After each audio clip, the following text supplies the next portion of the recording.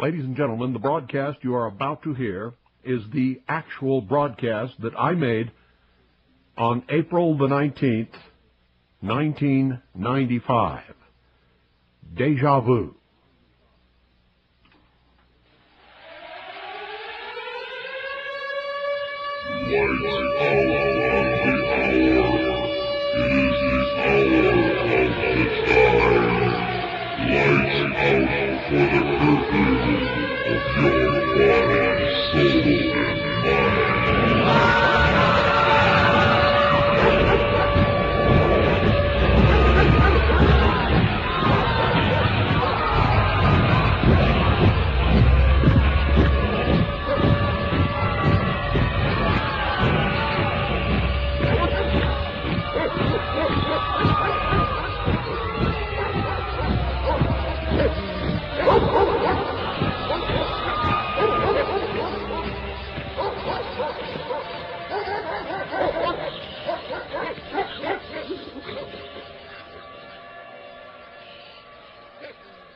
You're listening to the Hour of the Time. I'm William Cooper. Today is the second anniversary of the Waco Massacre. And I don't want anyone out there to forget it, ever. 1,000 years from now, I want patriots somewhere, and I mean patriots to principles and ideals of liberty and freedom, to remember the Waco Massacre. Unfortunately, it appears that someone is using this anniversary to promote an agenda, and we will be discussing that. But for right now, there's a vote coming up on the Conference of States in Minnesota. So this is important.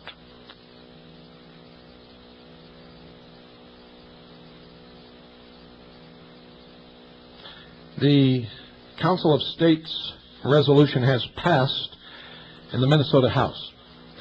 We must stop it in the Senate. Hearings are scheduled for tomorrow, Thursday the 20th at 8 a.m. in room 15 at the Capitol.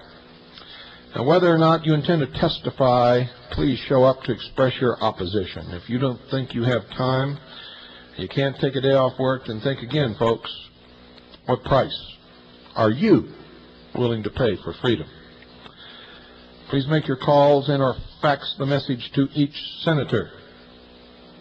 Tell them that you oppose the Conference of States and that you would consider it their patriotic duty to vote against it. These are their numbers. All numbers begin with 612-296. Again, all of these numbers begin with 612-296. Senator Berg, 5094. Once again, it's 612-296. All of them begin with those numbers. Senator Berg is 5094. Senator Berglund, 4261. That's 4261. Senator Bertman. Senator Bertman, 2084. That's 2084. Chmielewski, that's Senator Chmielewski, 4182. And don't worry if you can't pronounce the name. Call anyone. 4182. Senator Flynn, 4274. That's 4274. Douglas Johnson, 8881. That's 8881. Senator Lessard, 4136. That's 4136. Senator Marty, 5645. That's 5645. Senator Merriam, 4154. That's 4154. Senator Metzen, 4370. 4370. Senator Moe, 2577. Senator Moe, 2577. Senator Novak, 4334. That's 4334.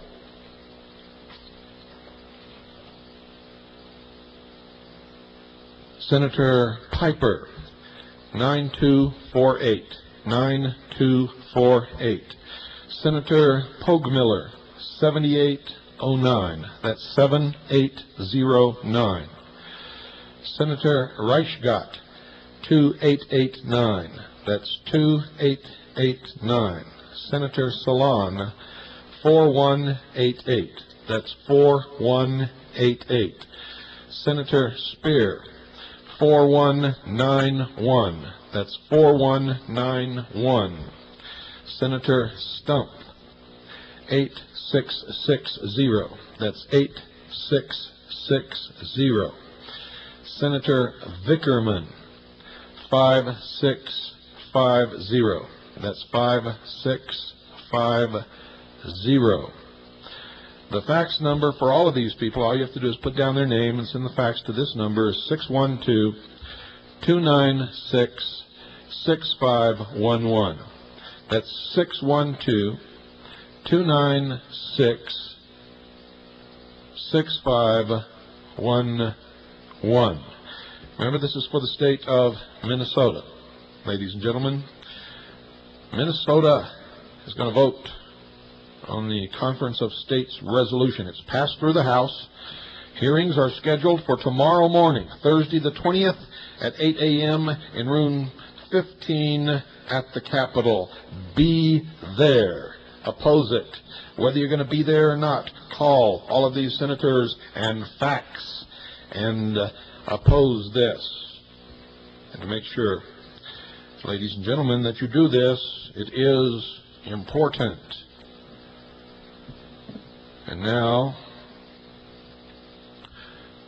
this morning, just after most of the workers had entered the federal office building in Oklahoma City and prepared for their daily routine, an explosion occurred.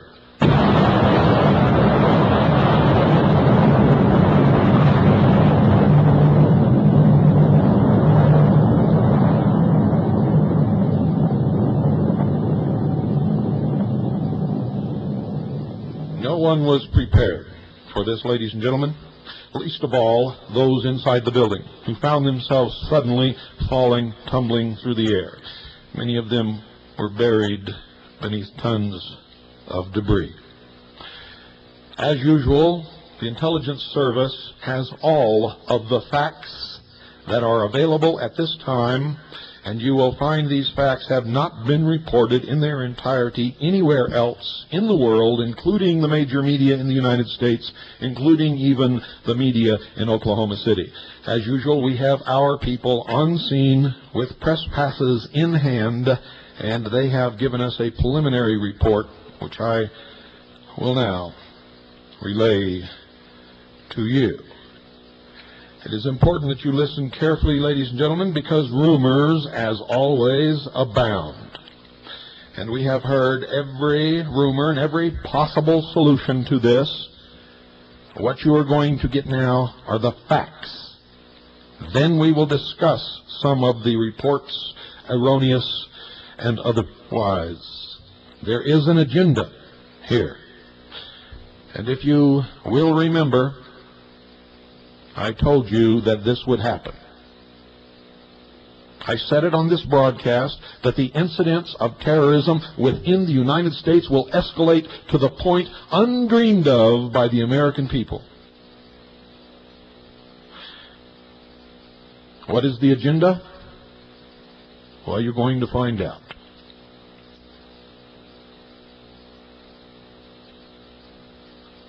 Our station chief was in Oklahoma City all day.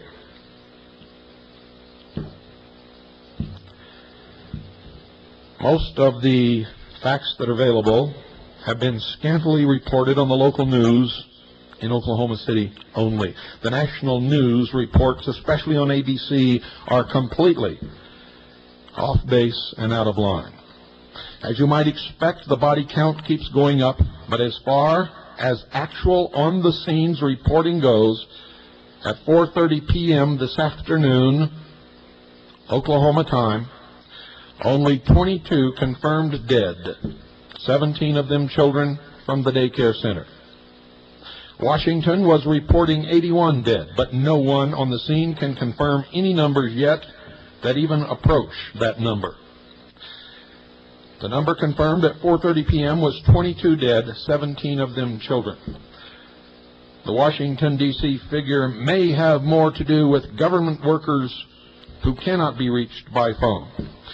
At this time, ladies and gentlemen, only 30% of the federal building has been searched because of the danger of the rest of the building collapsing. And search and rescue has been hampered by some intermittent but heavy rain. Temperatures have been falling rapidly in the Oklahoma City area. There are certainly enough people still missing to easily exceed the Washington death estimate, but at this time their numbers cannot be considered as fact. There are parts of the building which seem held together only by the grace of God. You can look right through the building in several places. As our station chief drove through the Oklahoma City area, she saw glass damage from the explosive concussion as far away as Northwest 23rd Street, which is approximately 2 miles north of the federal building, and as far west as Pennsylvania Avenue, which is about 3 miles west. Her brother-in-law heard the explosion in his office in Edmond, about 15 miles north of Oklahoma City. Her sister-in-law is at this hour still on duty at Children's Hospital, where she works as a nurse. She has been on duty since 7 a.m. this morning and expects to have to continue working throughout the night as more of the injured are brought in all the time. Immediately after the explosion, ladies and gentlemen, the shopping mall at Northwest 50th and Penn was evacuated because it houses a smaller office of the Federal Bureau of Investigation. No mention was made of sealing off any areas in Norman, which is 17 miles south of Oklahoma City. In particular, the office of the FBI, which is located about 4 blocks from the front door of one of our operatives. Tinker Air Force Base was put on emergency alert, and for several hours no one was admitted on or off the base. Later in the day, base personnel were allowed onto the base, but everyone entering was subjected to a total identification check, and some were searched.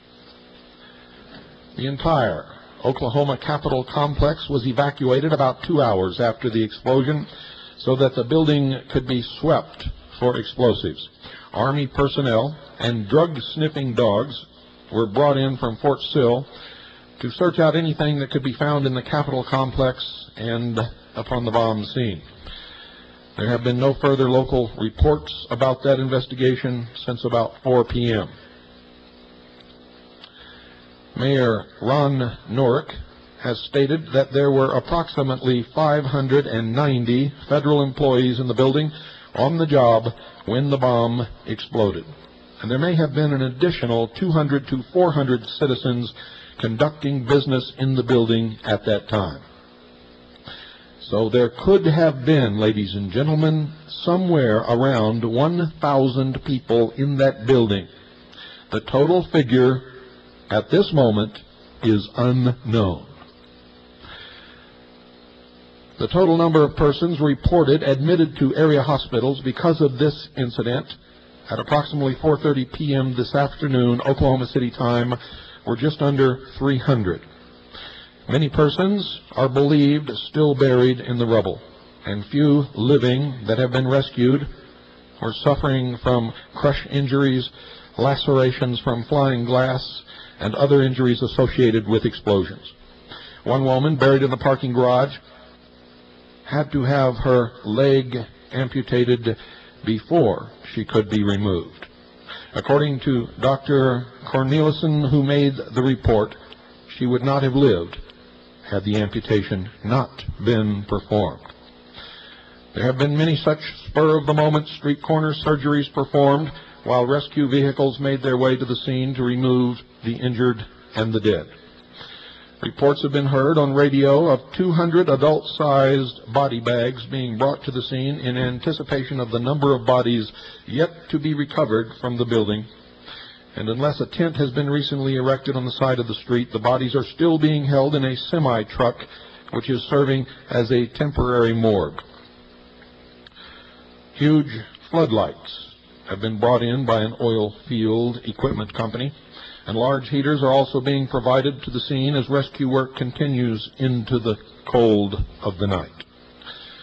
Police and firefighters on the scanner report that they have heard no other moans or cries for help from any of the already searched area for the last 2 hours. No one can begin to estimate what the situation may be in the remaining 60% of the building.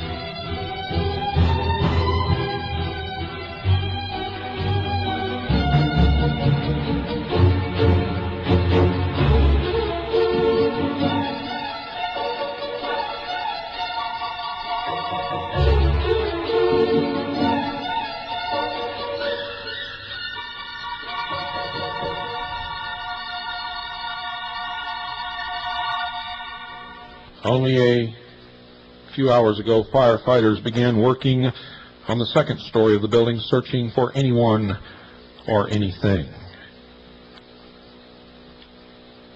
There are 9 stories total, which must be sifted carefully. And the work, ladies and gentlemen, is painstakingly slow because of the dangerous condition of the remaining structure. A lot of heroics have manifested on the part of the rescue workers.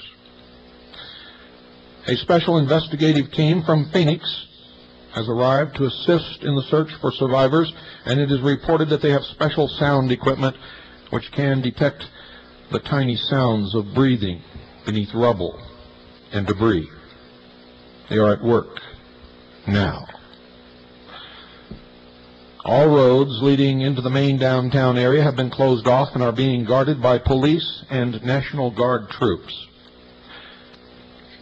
FEMA is conducting a practice exercise. They have seized the moment, and the Federal Communications Commission is going through their routine of clearing the frequencies for the use of the Federal Emergency Management Agency. Our station chief drove south on Walker from Northwest 23rd Street trying to get closer, but was turned aside by guarded roadblocks. She tried entering the area from several different possible back routes, but there were simply too many police, National Guard, Highway Patrol, and sheriff's deputies to get anywhere near the scene, despite the fact that she possesses a valid press pass and credentials representing the Kaji News Service and Veritas newspaper. Every little alleyway and gravel half road that she tried to access was fully guarded and sealed. The perimeter is solid. And I can assure you, if there was a way to get on the scene, our people would have done it. And in fact, one has, but until that person comes out again, we cannot get a report. For there is no communications out of the area unless you have access to the emergency communications equipment of the officials on the scene. Representatives from Oklahoma Natural Gas were allowed through the roadblocks to get to their damaged building because they are in the process of cutting off all gas lines leading into the downtown area until the total damage can be assessed. All customer calls have been routed to the Tulsa office. The only other people being allowed through the roadblocks are medical personnel who can flash medical cards. No one else is being allowed into the area regardless of the reason. No members of the local press who were not on the scene within the first hour have been allowed in since the rumor spread of first a second and then a third possible bomb. These rumors are not true. And at that time, everyone in the downtown area who did not have a medical, fire, or police function was moved back away from the federal building area a distance of 5 blocks. There was a media center for the press set up at 7th and Harvey, which is within walking distance of the location of the press conference which was held earlier today. Because of the general chaos, ladies and gentlemen, no information of any real substance is coming out of this area. Earlier reports were made of 3 possible suspects in a blue pickup truck with tinted windows, 2 of Middle Eastern appearance between the age of 25 and 35, and a 3rd male, no description given, who supposedly was driving this pickup truck. Nothing was said about why they were suspects.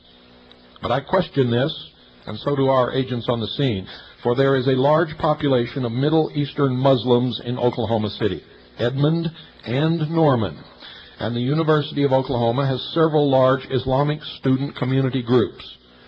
Unless the 3 men actually did something suspicious, there should have been nothing out of the ordinary about their presence. Many such individuals live and work in this area, especially in that part of downtown Oklahoma City, which houses so many offices for Middle Eastern businesses.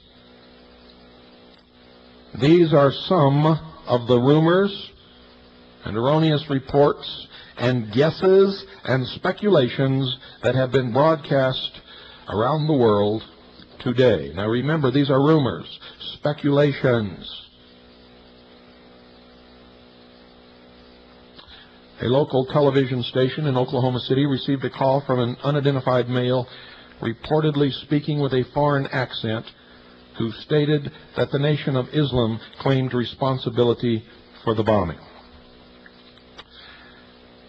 On another broadcast, Dave McCurdy, former Democratic congressman, promptly came on television and repeated the same unsubstantiated rumor.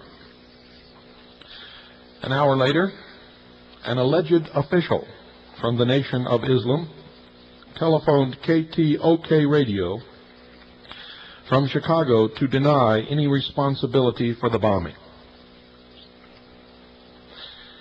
On one station, an explosives expert being interviewed stated that all neo-Nazi groups, right-wing extremist political organizations, and fundamentalist religious groups would naturally be suspect because of their supposed hatred of the government. And early on, a political science professor from OCU suggested that the bombing might be the result of disgruntled tax protesters. A second explosives expert, ladies and gentlemen, was interviewed, who stated that the type of bomb that might have been used, since no one knows at this time, was not of the sort that a small local group could assemble, and that it was more likely that the bombing was the work of an organization with much funding and international ties. He suggested that investigators check to see what major drug trials might be going on at this time, and noted that there were similarities between the federal building bombing here and that of the World Trade Center 2 years ago. He also remarked about the fact that the courthouse building is located right behind the federal building, but nothing further was said about that. And I have to say, ladies and gentlemen, that if this second explosives expert is right, he has penned the Central Intelligence Agency. Another report from the scene stated that firefighters going through the rubble of the federal building discovered other explosive devices and plastic, which had been allegedly kept in the offices of the ATF located in the federal building. That's the Alcohol, Tobacco, and Firearms. That particular report, unlike all of the others heard today, was never reported again. We've also not heard it mentioned further on the scanner. It was either another untrue rumor, or if it was true, was quickly squashed.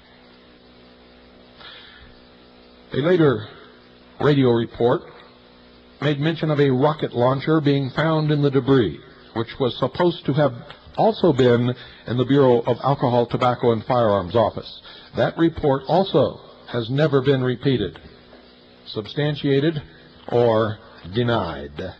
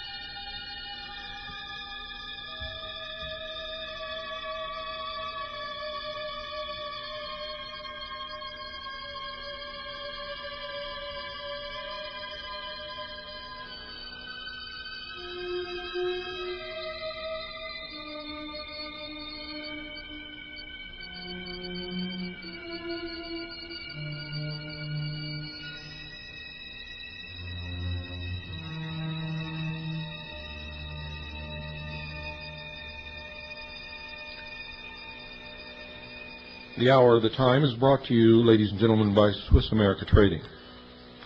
We suggest that if you want protection of your assets against what is sure to come, and this is just a taste, those of you who have been listening to this broadcast for a long period of time, you know. Many of you have already prepared. As prediction after prediction comes true right on schedule, not because I'm psychic, not because God talks to me, not because I look into a crystal ball, not because I'm in contact with extraterrestrial beings or channel the ascended masters, but because I've studied for the last 25 years. It is obvious to anyone who wants to look what is happening, who is bringing it about, and where it is headed. The incidents of terrorism will escalate. The power of the police state will escalate exponentially. Freedoms, liberty will disappear. All nations and all people will be disarmed. There are Russian agents in this country now supervising the disarmament of the United States of America, and we have people in Russia supervising, supposedly, their disarmament also. The Open Skies Treaty allows the overflight of Russian or any other nation who is signatory to the treaty with their aircraft, using the most sophisticated of intelligence gathering equipment, the best optics that you can imagine, to identify, pinpoint, and supervise the reduction of armed forces and the disarming of the military and the people of all nations.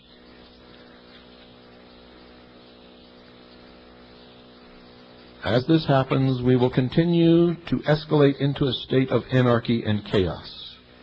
Ordo ab chaos. Out of chaos,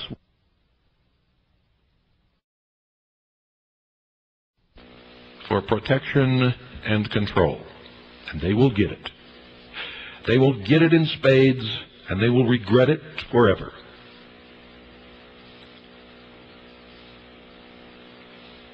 A one-world totalitarian socialist government is coming. As this state of chaos takes form, food will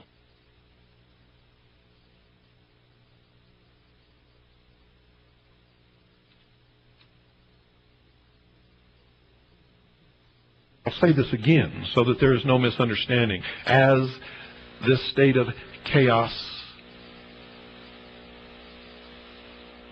develops, as local anarchy takes form, food will disappear from the supermarket shelves. The economy will collapse. Those who have not prepared are going to find themselves in a ditch.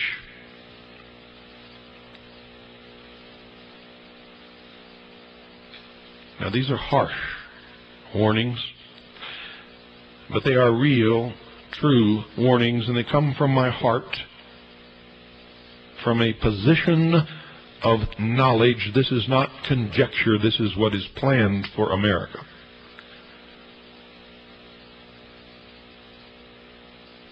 Patriots who are determined not to give up their liberty will fight. Those who will not take sides, either with the New World Order or with patriots in this country, will be the flotsam and jetsam upon the tides of war, and will be at the mercy of the victor. One gold or silver coin could save your life. No one during that period of time will accept paper money under any circumstances. If you do not have something useful or real money to trade on a black market, you will be helpless. You will be hungry, and you will be without shelter. I suggest you call 1-800-289.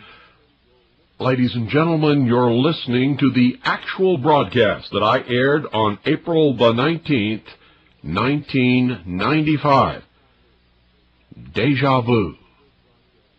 In this broadcast, I made some startling predictions which most of the people listening ignored. Those predictions are now coming home. Capacity to understand it.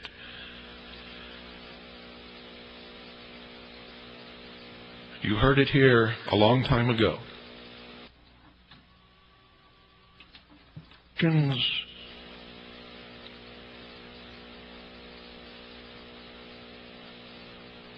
I hate the fact that they are coming true. But I have studied for so many years that I know how this will proceed and how it will come about. The incidence of terrorism in the United States will escalate beyond your capacity to understand it.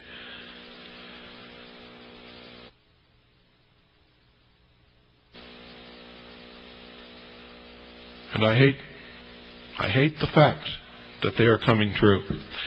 But I have studied for so many years that I know how this will proceed and how it will come about. The incidence of terrorism in the United States will escalate beyond your capacity to understand it. And you will be without shelter. I suggest you call 1-800-289-26. And I suggest you watch my predictions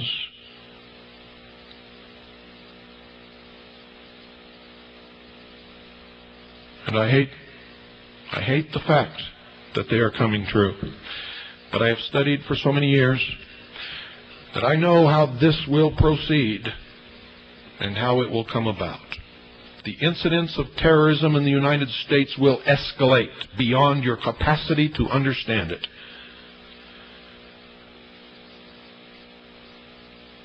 You heard it here a long time ago. If you read my book, you read it in my book. If you attended my lectures, you heard me tell you in my lectures, every prediction I have ever made but one has come true.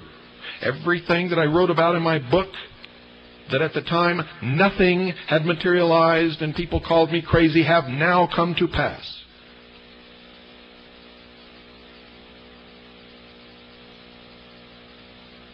One 1-800-289-26. The only time I have been wrong on predicting a future event was when I said that Manuel Noriega would not be found guilty in a court of law or serve any time in prison because under the rule of international sovereignty of nations, without a declaration of war, we had no authority to go down there and take the head of another sovereign nation and bring him here and try him in a court. For under international law, they have immunity. So do all diplomats. You're going to see that disappear also. The sovereignty of nations is no more, including the sovereignty of the United States of America. The military forces, the Army, Navy, Air Force, and Marines are functioning as the police force of the United Nations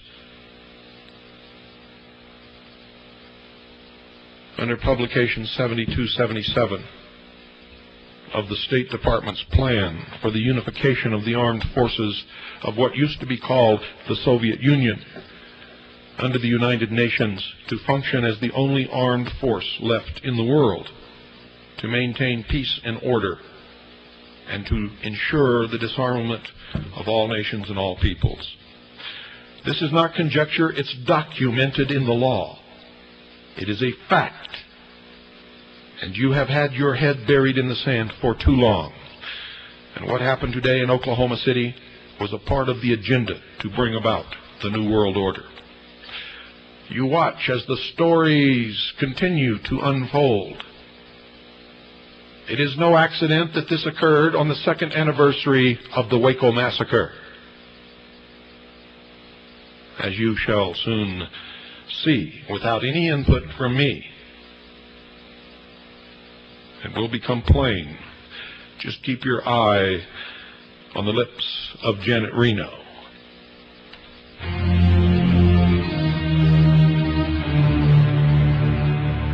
Deja vu.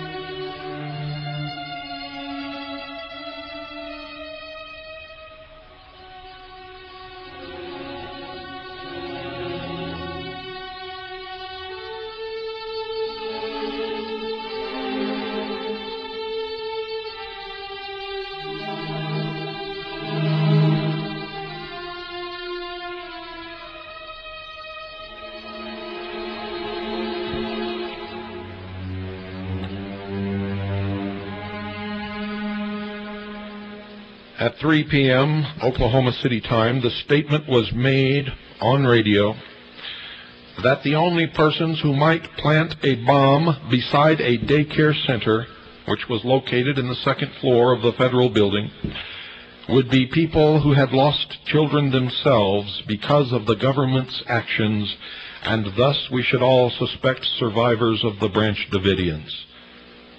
This was immediately pooh-poohed by the KTOK news anchor, who may have more sense than anyone previously thought. But this will surface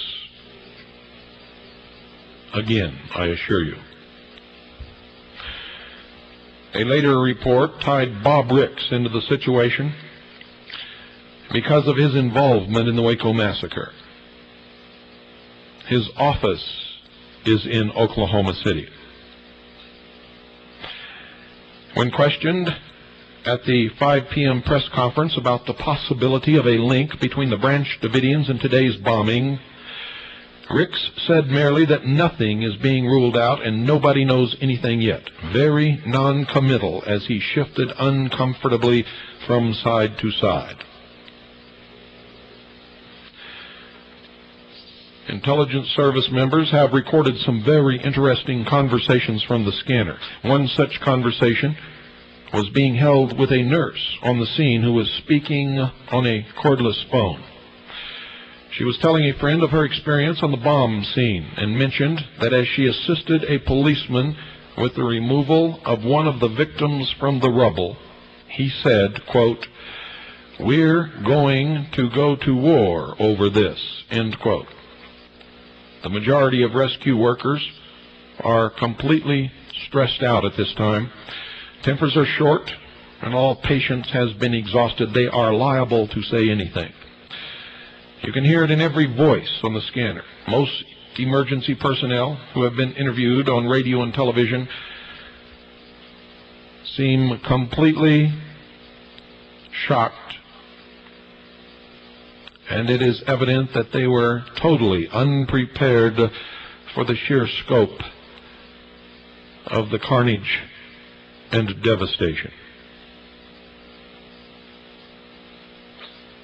The first Christian church near the scene has been turned into a counseling center for people on the scene who are too upset to function, as well as for family members of the injured and the dead.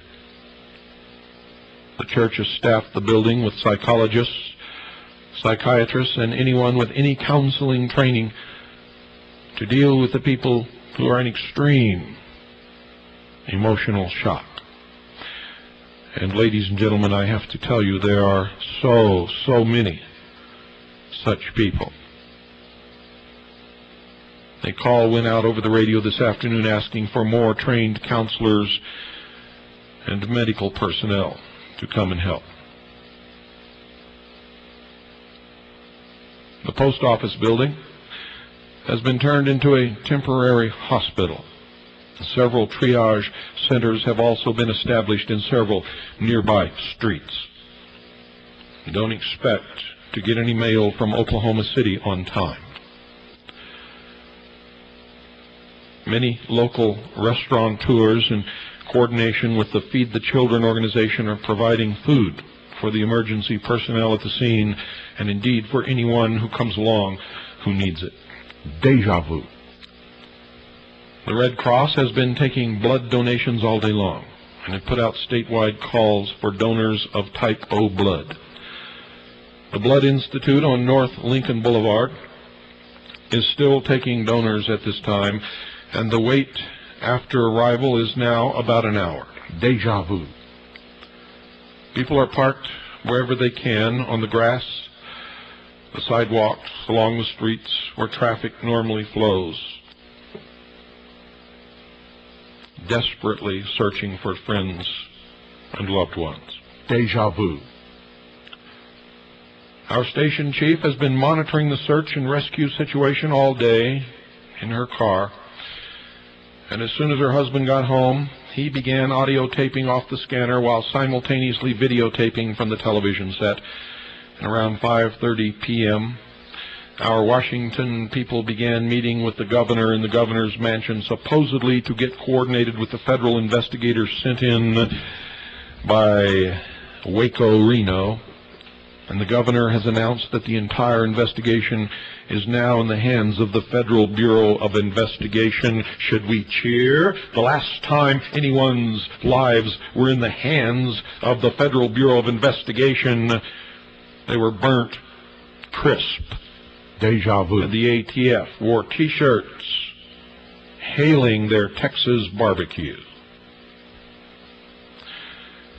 So forgive me if I'm not thrilled that the investigation is now in the hands of the Federal Bureau of Investigation.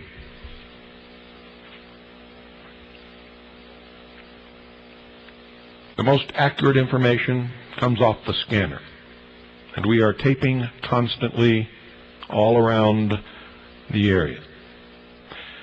There is no transmission being made that escapes our agents. The FBI and the BATF have now set up an operational headquarters at 11 Northeast 6th Street.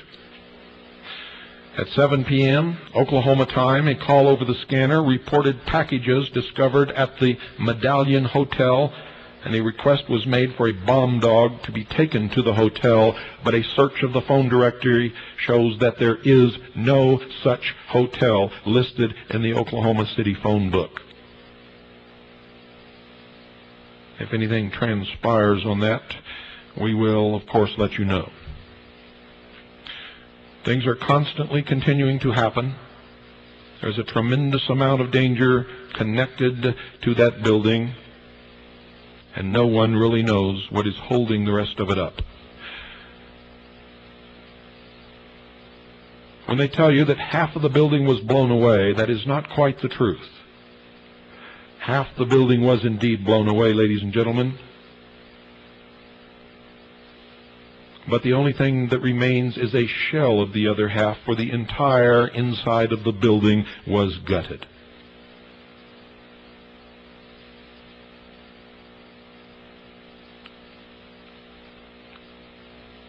We have people on scene, and we have people in every aspect of public service reporting to us constantly.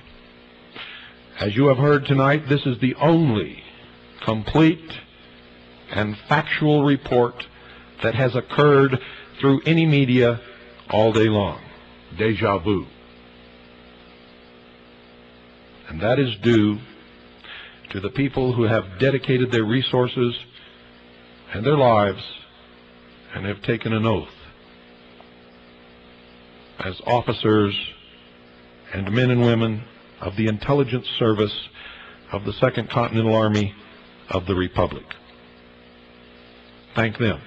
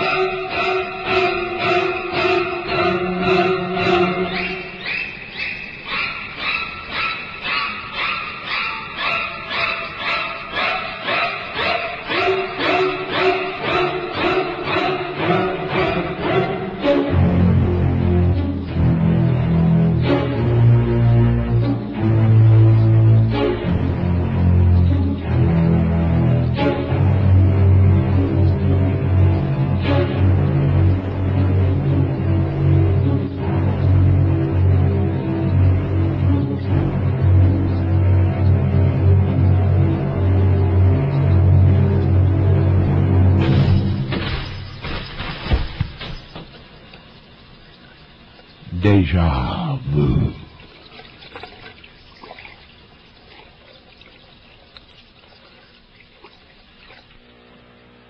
What happened in Oklahoma City only too conveniently overshadows Waco 2 years ago.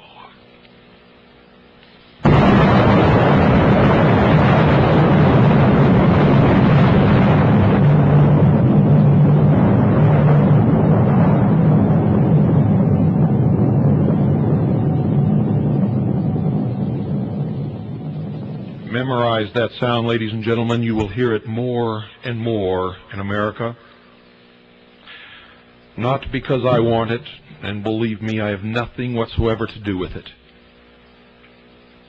It is a part of the agenda of the emerging one world totalitarian socialist state.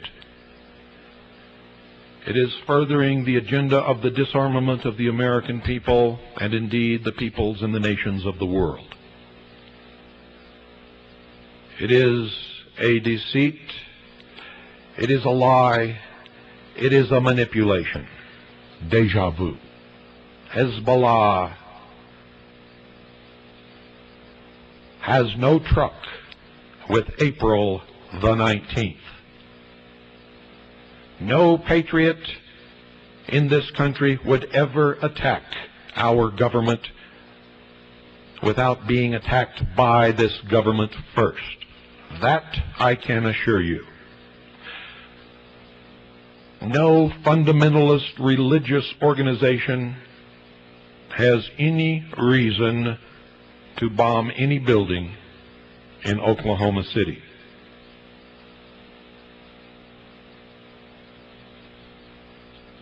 We all know in our hearts why this was done and whose agenda it furthers.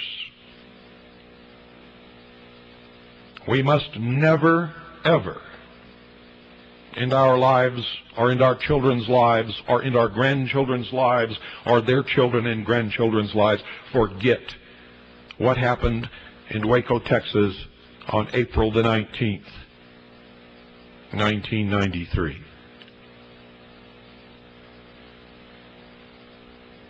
I urge you to phone this number and tell them that their scam doesn't work.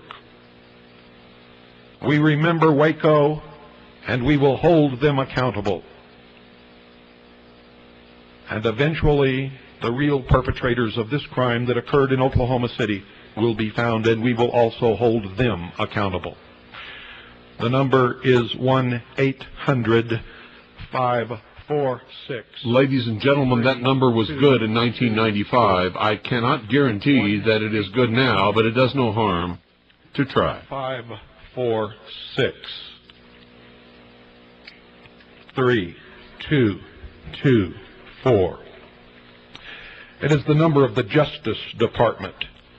1-800-546-3224. 1-800-546-3224. 1-800-546-3224. We remember Waco.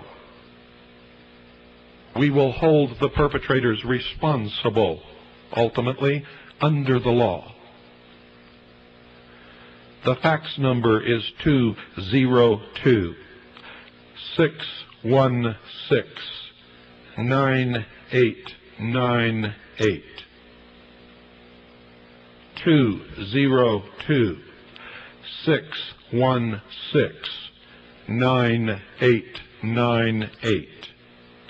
202-616-9898. Insist upon a complete investigation of the Waco massacre.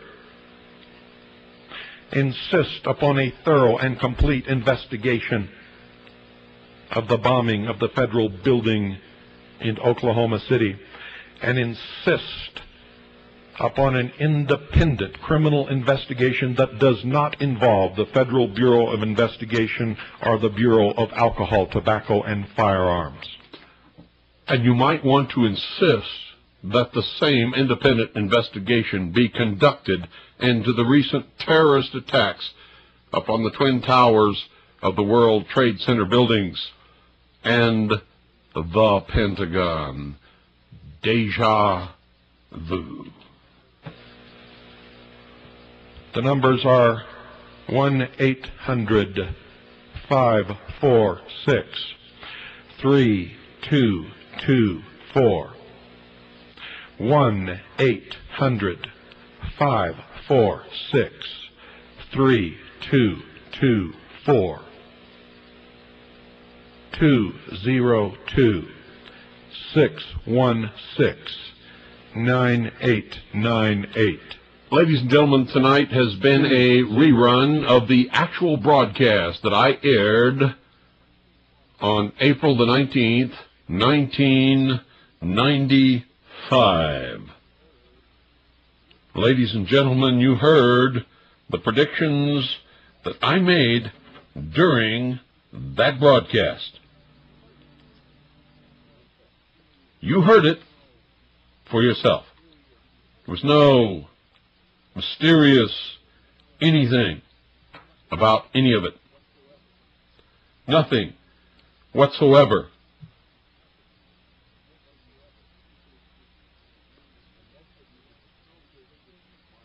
And most of you discounted my warnings. I made predictions that have come true. And I'm going to make some more predictions. Ladies and gentlemen, the incidents of terrorism in the United States will continue to escalate beyond your ability to understand them. I am speaking to you live right now. The incidents of terror, the attacks upon this nation, will continue to escalate beyond your ability to comprehend or understand them. The goal will be to cower, to take away the will of the American people, to cause them to give up all of their freedoms, all of their rights, to cause them to actually allow the government to suspend the Constitution, even though in this country, even in the most serious national emergency, the Constitution does not allow for such an occurrence. What is happening is treason. And while George Bush may pan for the cameras and insist that in the pursuit of the war on terrorism, he will not damage the freedom of the American people or a traditional way of life, he is a bold-faced liar. He and Congress both, through executive orders and legislation, are destroying what little is left of the rights and the freedoms of the American people protected by the Constitution for the United States of America. And make no mistake about it, this nation is under martial law as I speak right now, and has been under martial law since September the 11th, 2001. Ladies and gentlemen, you have a choice in what you're going to do with your life, and what kind of life you're going to pass down to your children, your grandchildren, and your great-grandchildren. Are they going to live in freedom, or because of your cowardice, your fear, your stupidity, will they live as slaves in a future world totalitarian socialist government? I'd like to know exactly what's going to happen in that regard. Unfortunately, I can't speak to all of you, but I do know one thing. The majority of the human race is nothing but a bunch of abject cowards, and that's been proven throughout the history of the world. Good night. God bless each and every single one of you. Good night, Annie, Pooh, and Allison. I love you.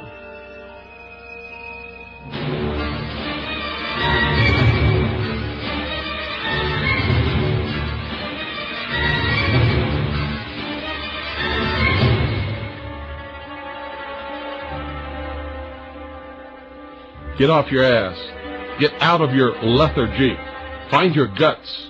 Find your balls. And do something. Don't accept the tyranny that's coming as a result of the treason and the attacks that have occurred against this nation and against its people.